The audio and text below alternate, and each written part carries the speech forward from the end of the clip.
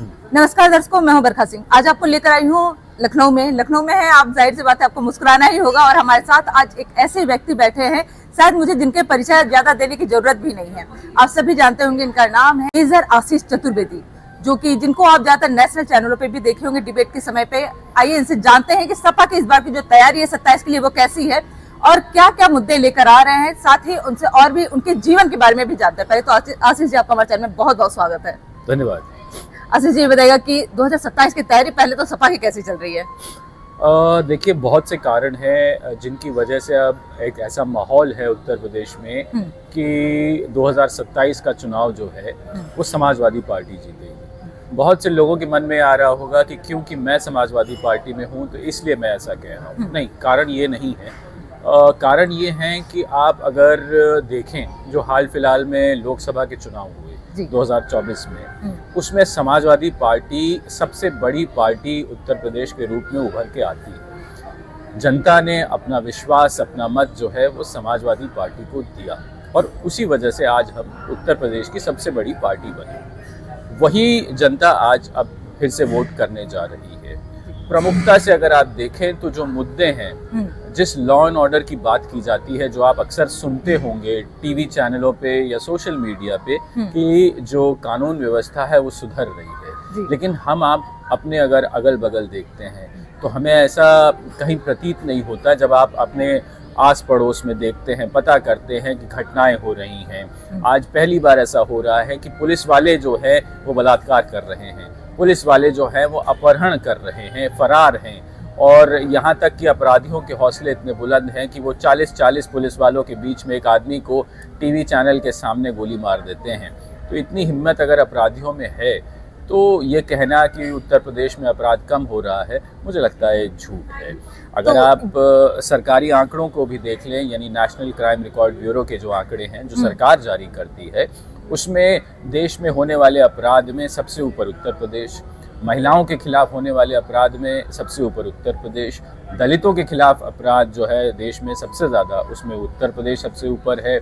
और custodial death, यानी जो थाने के अंदर लोगों की मौत होती हैं, उसमें भी सबसे ऊपर उत्तर प्रदेश है।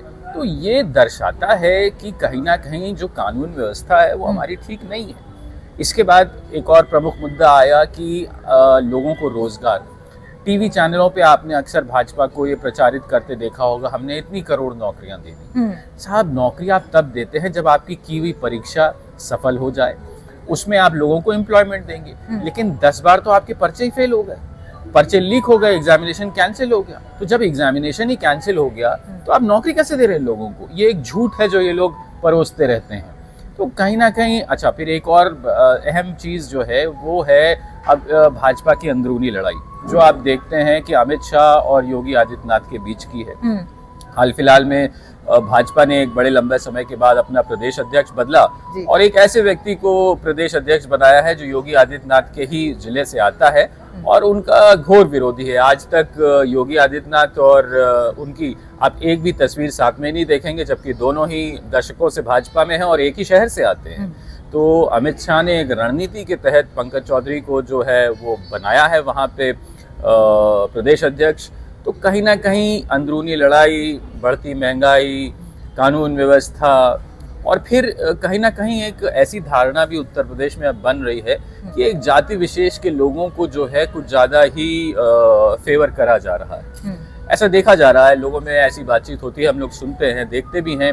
बहुत से ऐसे माफिया हैं जिनके ऊपर 70-80 मुकदमे, 1 दर्जन नाम है, मैं नाम नहीं गिनाना चाहूँगा, लेकिन वो लोग भी माफिया हैं। 80-90 मुकदमे अगर किसी पे हैं तो मैं समझता हूँ माफिया की श्रेणी में ही आएगा और उनके खिलाफ कोई कार्रवाई नहीं होती है क्योंकि वो एक पर्टिकुलर कास्ट से आते हैं। तो ये सब उत्तर प्रदेश में जनता देख रही है और इन सब का मिला जुला कारण जो मुझे लगता है, और इसके विपरीत अगर आप देखते हैं तो अखिलेश यादव हैं जो कभी किसी के खिलाफ अनर्गल बयान नहीं देते हैं, गलत टिप्पणी नहीं करते हैं, सबको साथ लेकर चलने वाले हैं, मिलनसार व्यक्ति हैं, पॉजिटिव वो सोच रखते हैं, उत्तर प्रदेश को आगे भी बढ़ाया है। आज जो भी आप देखते हो उत्तर प्रदेश में चीज़ें आप देखते हो, आज भी मेट्रो है, आपकी बहुत सारी ऐसी चीज़ें हैं जो उन्होंने शुरू की, एक्सप्रेसवे बनाए, कैंसर हॉस्पिटल बनाए, बहुत सी ऐसी चीज़ें बनाई जो आप देखते हो, स्टेडियम बनाए, यहाँ तक कि योगी आदित्यनाथ जिस ऑफिस में बैठते हैं वो भी अखिलेश जी ने बनवाया था। तो कहीं ना कहीं वो चीजें हैं जो हम देख सकते हैं। लेकिन भाजपा का जो सारा विकास है वो आप आंकड़ों में सुनते हो, लेकिन आपको धरातल में कहीं नहीं दिखता। वो सिर्फ कह सकते हैं आप कागज में ही है, बाहर धरातल पर कुछ भी नहीं है, कहीं दिखता नहीं है। जैसे आपने कास्ट के लिए बोला, तो आप चतुर्वेदी हैं, अभी 7 पास में मतलब यूजीसी आप जान ही रहे हैं, तो यूजीसी पर आपका क्या कहना है? देखिए, मुझे ऐसा लगता है कि बांटो और राज करो वाली जो अंग्रेजों की नीति थी, भाजपा पूरी तरह उस पर चल रही है। पहले 2 चुनाव इन्होंने हिंदू बनाम मुस्लिम, मुस्लिम बनाम हिंदू ये कर, मतलब फुट डालो राज करो नीति, वो अंग्रेजों वाली जो पॉलिसी लॉर्ड कर्जन की जो नीति थी। क्योंकि आप वो चाहते हैं कि जो अहम मुद्दे हैं आप उनसे उस पे सवाल ना करिए, इसलिए वो चाहते हैं कि हिंदू मुसलमान लड़ता रहे। अब जब उनको लगा कि ये 10 साल करीब हो गए हमारा ये करते करते, अब लोग इससे उब गए हैं, तो उन्होंने एक नई चीज निकाल ली कि हम कास्ट को एक कास्ट से कैसे लड़ाएं, और उसके लिए उन्होंने ये चीज जो है कहीं ना कहीं पेश की। और ये जानते थे कि इसको सुप्रीम कोर्ट जो है वो मान्यता नहीं देगा, और इसमें अखिलेश जी ने भी बहुत अच्छी बात कही कि जो दोषी हो उसको छोड़ा ना जाए और जो निर्दोष हो उसे फंसाया ना जाए। तो मुझे लगता है कि भारतीय जनता पार्टी का ये दाव कहीं ना कहीं उसे उल्टा पड़ा, उन पर ही भारी पड़ गया। हाँ, क्योंकि विपक्ष में कहीं इसका विरोध इतना ज्यादा नहीं हुआ जितना खुद भारतीय जनता पार्टी के अंदर इसका विरोध हो गया। तो कहीं ना कहीं मुझे लगता है वो नाराजगी भी कहीं ना कहीं भारतीय जनता पार्टी को नुकसान पहुंचाएगी। जी, तो मैं ये भी जानना चाहती हूँ आपसे कि आप एक तो पहले तो देश की सेवा की, अब देश की सेवा करने के बाद राजनीति में ऐसे आना कैसे, मतलब आपका एक तरीके से जो हम अखिलेश जी हैं और उनकी वाइफ है उनसे भी कुछ व्यक्तिगत मित्रता रही है, हाँ, कैसे मतलब राजनीति में आने का पीछे यही कारण रहा है? अखिलेश जी और डिम्पल जी मेरे कह सकते हैं बचपन के मित्र हैं दोनों लोग। उनकी शादी भी नहीं हुई थी तब से मैं उनको जानता हूँ दोनों को तब से। तो एक दिन मैं घर में बैठा था तो इन्होंने मुझसे कहा कि एक रैली में जा रहे थे, तो बोले अगर फ्री हो तो मेरे साथ चलो रैली में। तो मैं चला गया और वापसी में हेलीकॉप्टर में हम 3 लोग थे, मैं था, अखिलेश जी थे और मुलायम सिंह जी थे। तो मुलायम सिंह जी ने अखिलेश जी से पूछा कि आशीष को चुनाव लड़ा रहे हो कि नहीं, तो इन्होंने कहा हाँ मैं सोच रहा हूँ लड़ाने का। बोले हाँ चुनाव लड़ाना है आशीष को। तो तब इन्होंने मुझसे बाद में कहा कि तुम कैंट से चुनाव लड़ो, हम लोग अपर्णा को इस बार फिर नहीं लड़ाएंगे, तुम लड़ो उसकी जगह। तो उपचुनाव था और बहुत कम टाइम था, मुझे नामांकन करना था 15-20 दिन के अंदर, तभी मुझे बताया गया कि मुझे चुनाव लड़ना है। और मतलब एकाएक से मतलब सब हाँ, कुछ हुआ, एकदम प्लानिंग नहीं थी, कुछ प्लानिंग नहीं थी। मैं उस विधानसभा को अभी जानता भी नहीं था, मुझे उम्मीद भी नहीं थी, मैं राजनीति में भी नहीं था। फिर एकदम से मुझे बोल दिया गया और फिर हम लोगों ने चुनाव लड़ा, अच्छा चुनाव लड़ा, उप विजेता रहा मैं, और कांग्रेस और बसपा हमसे पीछे रहे। और एक आज तक का सबसे छोटा मार्जिन अच्छा जो था, रहा आपका। हाँ, मतलब आज तक का सबसे छोटा मार्जिन जो है वो रहा। और बहुत सी चीज़ें थी जो मैंने भी सीखी, क्योंकि मेरे लिए भी एक नया तजुर्बा था, मुझे पता नहीं था राजनीति के बारे में, चुनाव के बारे में तो विशेष रूप से। तो एक नई शुरुआत वहाँ से मैंने। लेकिन अखिलेश जी ने एक स्टैंड लिया था कि नहीं, मैं माफियाओं को अपनी पार्टी में नहीं लूंगा, ये उनकी सोच थी। और उसी के विपरीत आप देखिए कि भारतीय जनता पार्टी के अधिकांश मंत्री जो आज मौजूदा हैं उन सब पे आपराधिक मामले दर्ज हैं, और जो उन्होंने खुद जिसकी ब्यौरा चुनाव लड़ते वक्त दिया है, तो उनके अधिकांश एमएलए हैं, उनके ऊपर जो है वो आपराधिक मामले हैं। ये वो तथ्य हैं जो लोगों को पता ही नहीं होते, न्यूज़ चैनल वाले बताते नहीं, जनता खुद पता नहीं करती है। तो कहीं ना कहीं एक मिथ्या फैलाई जाती है कि वो लोग बहुत साफ सुथरे हैं, और ऐसा कुछ नहीं है। इनके दोनों उप मुख्यमंत्री, खुद मुख्यमंत्री योगी आदित्यनाथ ने अपने ऊपर से 12 मुकदमे वापस लिए हैं। तो अब सबके ऊपर तो मुकदमे ही मुकदमे हैं, और फिर ये लोग बेटी बचाओ और कैसी कैसी बातें करते रहते हैं।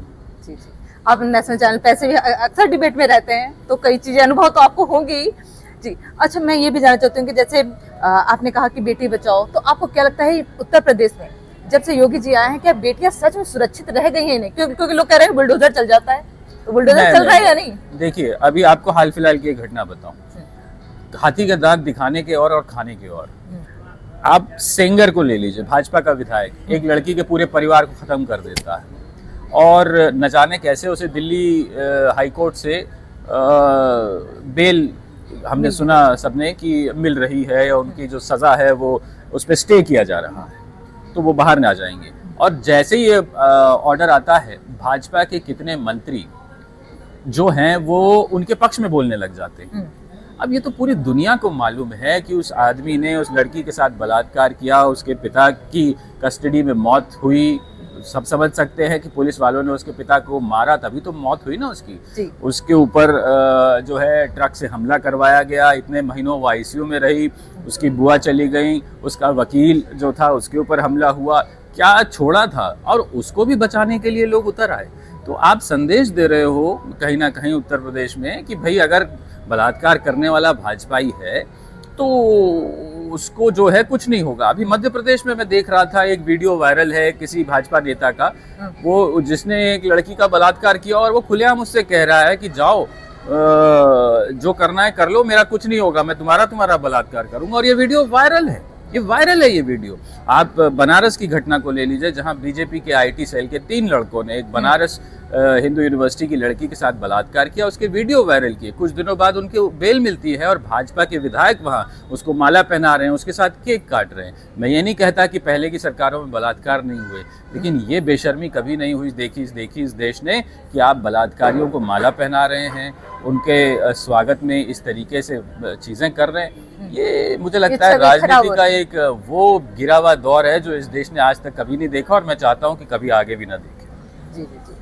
तो मैं ये भी जानना चाह रही थी कि जैसे आपका कहना है कि बलात्कार वगैरह इतने ज्यादा बढ़ते जा रहे हैं, अगर अखिलेश जी होते तो इन सब चीजों पे तो बहुत ही लगाम होता। जी बिल्कुल, अखिलेश जी ने अपने समय पे प्रयास भी किया था, और हम ऐसी आशा कर रहे हैं और इस तरीके की हमारी प्लानिंग है कि आगे आने वाले समय में हम कानून व्यवस्था को और ठीक करेंगे, क्योंकि आज तो बद से बदतर है। सिर्फ टीवी चैनलों पे बोल देने से कि राम राज्य चल रहा है, अच्छे दिन आ गए, आप किसको मूर्ख बना रहे हैं।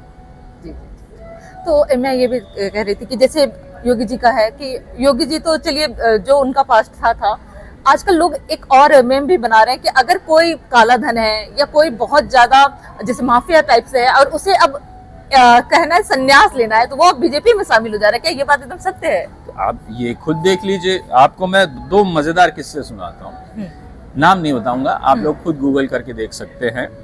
एक एनसीपी के नेता थे, उनके ऊपर घोर भ्रष्टाचार का आरोप लगता है, मतलब हजारों करोड़, और एक तृणमूल कांग्रेस के थे, उनके ऊपर भी ऐसी आरोप लगता है कि उनकी भी जो घोटाला है वो 100-500 करोड़ के ऊपर जा रहा है।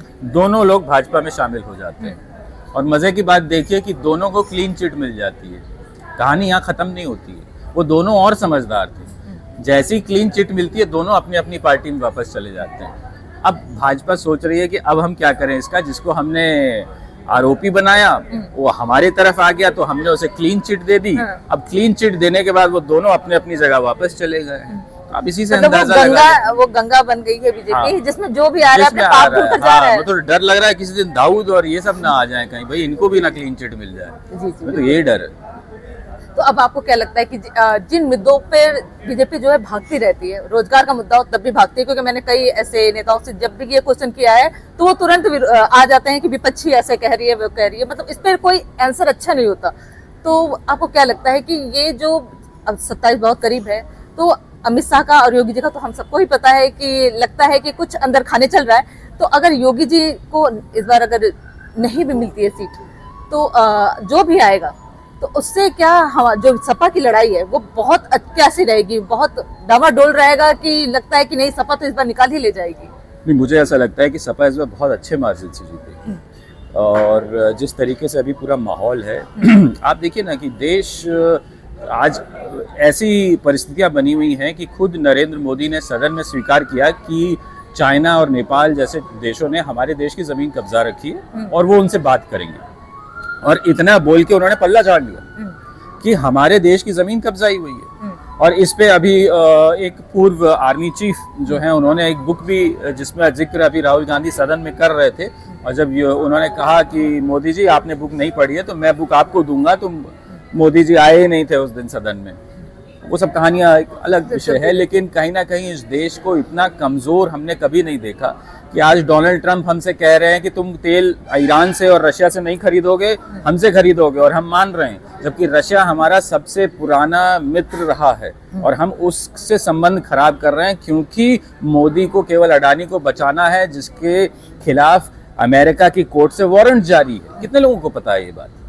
तो ये सच्चाई है आज। मतलब कह सकते हैं आपके नेशनल जो चैनल वाले हैं वो ये सब चीजों को छुपाते हैं, बताते ही नहीं, दिखाते ही नहीं है। दिखाते ही नहीं। अच्छा, मुझे ये भी जानना था कि समाजवादी जो पार्टी है उसकी लड़ाई योगी जी से है या बीजेपी से है? हमारी लड़ाई किसी व्यक्ति से नहीं है। देखिए, हमारी लड़ाई बीजेपी की विचारधारा से। विचारधारा से। तो उसकी हम- कौन सी विचारधारा है जिससे सबसे ज्यादा आपत्ति होती है सपा को? हिंदू मुस्लिम। हिंदू आप इन लोगों के बयान देख लीजिए कि हिंदू खतरे में है। अरे भाई, हम उस देश में रहते हैं कि जहां 80% आदमी हिंदू है। एक बार मैं मलेशिया घूमने गया था, वहां गया तो वहां देखा कि हिंदू मंदिर हैं, कई हैं, बड़े बड़े मंदिर हैं। और फिर मैंने वहां पता किया तो पता चला कि वहां 5% आबादी हिंदुओं की है और 95% यानी 95% मुसलमान है। लेकिन वहां आज तक साहब किसी हिंदू ने नहीं कहा कि हम खतरे में हैं। लेकिन यहाँ 80% हैं और यहाँ खतरे में है। तो ये भाजपा है, ये सारा जो कह सकते हैं ये खेल जो बीजेपी का है। बीजेपी का। जी। और तो अब जो जनता है आप उनसे कुछ कहना चाहेंगे, क्योंकि अब जो युवा है ज्यादातर, अब तो हम लोग ये भी देखते हैं कि उत्तर प्रदेश में ज्यादातर युवा राजनीति में जाना चाह रहे हैं, तो उनके लिए कोई संदेश आपका? देखिए, मैं यही कहना चाहूँगा युवा से कि आप व्हाट्सएप यूनिवर्सिटी के ज्ञान पे मत चलिए। आज AI का ज़माना है, गूगल है। सही जानकारी एकत्रित करिए। आपको गूगल के माध्यम से आज इतनी आसान तरीका है, आप जानने के लिए किसी व्यक्ति के बारे में जानना चाहते हैं, किसी पार्टी, किसी इंसिडेंट यानी किसी घटना के बारे में जानना चाहते हैं, आप जान सकते हैं। आप वहाँ से जानकारी एकत्रित करिए। व्हाट्सएप यूनिवर्सिटी पे जो भाजपा के PhD वाले हैं वो अपना जो ज्ञान चलाते रहते हैं, उस पर मत जाइए। कोई हिंदू खतरे में नहीं है, ये देश खतरे में है आज, और आपका भविष्य खतरे में है। अगर आप सोच के देखेंगे तो आपको समझ में आएगा। एक नेता होने से पहले आपने देश की सेवा की है, तो वो अनुभव आपका कैसा रहा? बहुत अच्छा अनुभव रहा है। मेरा सौभाग्य रहा है कि मैं इस ज़मीन पे जो सबसे बढ़िया आर्मी है, मैं उसका हिस्सा रहा हूँ। और एक बहुत ही गौरवशाली इतिहास जिसका है, भरा पड़ा है कुर्बानियों से और शौर्य की गाथाओं से, और उसका हिस्सा रहना अपने आप में एक बहुत बड़ी बात है। बहुत बहुत धन्यवाद हमें समय देने के लिए। Thank you.